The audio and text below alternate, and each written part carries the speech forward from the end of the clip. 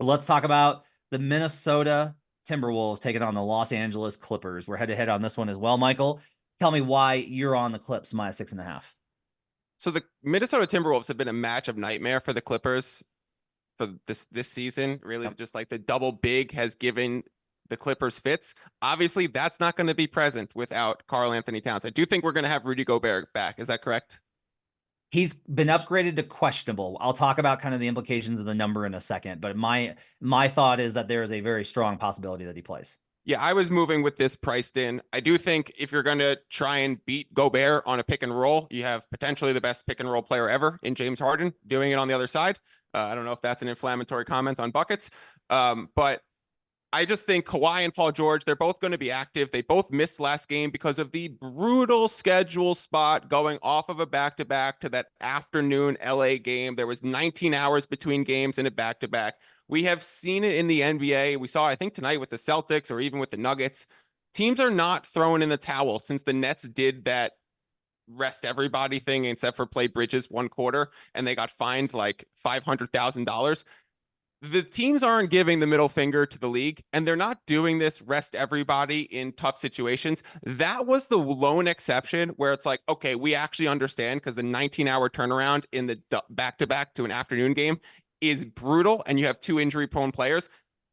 Fully expect Kawhi to be upgraded, Paul George to be active, and Harden to be a full go. On the other side, I just without Towns, this offense has been so stuck in the mud, and I trust the Clippers offense to be able to initiate because what the Minnesota Timberwolves do well to stop is something that James Harden is so efficient at breaking.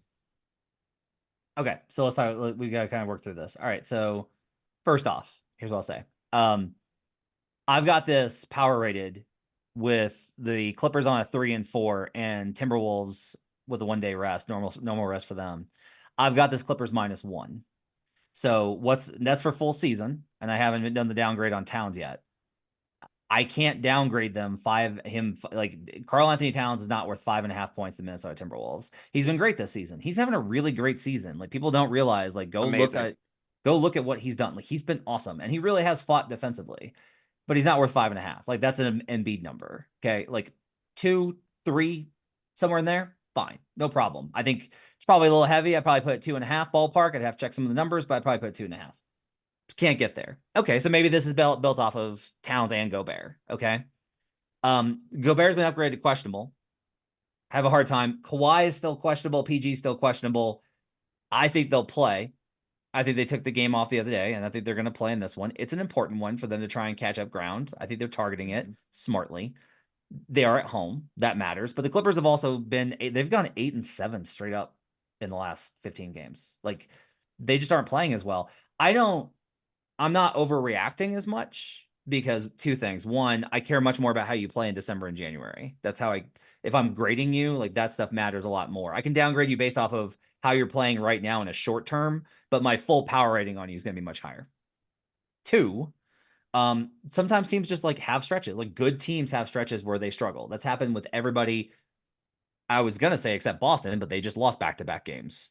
That's like a terrible week for the Boston Celtics is to lose twice in a week. Um, so basically, what I'm saying is it's okay that I'm not saying the Clippers are frauds. I'm just saying like this is them better. If the Wolves are going to have to catch them without Towns, this is probably the time that you want to do it. Lastly, you kind of mentioned about this stuff. One of the keys here is Harden used to be able to get Rudy on switches and then attack him downhill because Rudy would play drop.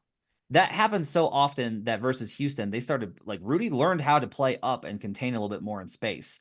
And the Wolves in particular this season have the ability to put two on ball and blitz. That's risky because then you have a 4-on-3, and that's tough to do when you have the ball handlers that they have. But the other problem is like Ty Lue loves small ball lineups. Like he's gonna roll out that 5 guard nonsense in this game. Yep. And I think it's gonna get killed if Rudy's back. Jay, I'm really curious as to your take on this game. I think it's a fascinating game. I can't get there on the number. I'm sure the Clippers win this game, but this is more than 2 possessions. It's well over that key number Michael mentioned of 5. I'm going to go ahead and grab the points with the 6.5 of the Minnesota Timberwolves, who have proven to be a tough team no matter who is in or out of the lineup. What do you think, Jay? Well, I agree with you on the number. It is a little bit larger than I'd like to lay with the Clippers, especially like how they're playing right now. But this Wolves offense, man, It's is tough. really like when the Wolves play Quicksand. really well, they really play good defense. Their defense is top tier. The offense, man, it's just Anthony Edwards just dribbling the ball around, looking for foul calls, and when he's not getting them, it's really tough. Like if Michael Conley isn't hitting threes, like they really miss Carlton Towns over there. And I watched their last couple games really closely, like a couple of times. The Lakers and the Cavs. Now, obviously, those are really great defensive teams as well, but they're going up against another great defensive team here in the Clippers. Then you got Anthony Edwards talking about that Paul George and Kawhi Leonard are old. You're giving them added motivation. Like that's the type of I look for things like that, added, things that aren't really shown on the court. They're gunning for the Timberwolves. This is their chance to tie up the season series as well. 2-2. They just beat them in Minnesota recently as well with Karl Anthony Towns playing getting 18 points as well. So without Cat in this one, I know Gobert might be back. They might get Monte Morris. Everybody that's questionable in this game should play. And I still think that the Clippers might end up getting the job done. But it is a few too many points for me to lay. But the Wolves, their offense, man, I can't trust it right now. I can't. I can't So do it. here's what's really fascinating about this is okay. Minnesota is one of those teams that's top 5 in free throw rate on the season. And yet since January 30th, the over is 10-7. So like what's going on here? This is a good example of the market is appropriately rating Minnesota's offense. It's not that they're not like wildly off. They're not like artificially dropping it. They're just like really on point here. Like 10-7 is profitable. Since the All-Star break, it's worse, but it's still like their last, let's see, 1, 2, 3, 4, 5. They're 5-2 to the over in their last 7 games. And it's not on the defensive end because they're still holding teams down pretty low or close to their expected marks. The problem is like the Wolves are not necessarily going under every single game. They're just like slightly over. So I think it's gonna be a really great matchup. I think it's gonna be a fascinating coaching matchup. That's what I really want to see about this one is what the coaching matchup looks like. But I think it will be interesting. The best way to attack this Wolves team is what I kind of talked about with the Pacers, and the Mavericks will do this if they face the Wolves in a matchup. It's what the Mavericks did in 2022. Is you don't put Gobert in pick and roll. You take his guy and you park their ass in the corner, and you make Gobert have to cover all the way inside from the corner to help at the rim, and then have to recover to the outside. The problem is the Clippers don't have those guys. They don't have stretch bigs. So they might go to the quiet 5 lineup, and that might work. Like that is the answer here. The question is going to be, does Ty Lue go to that at this point in the season?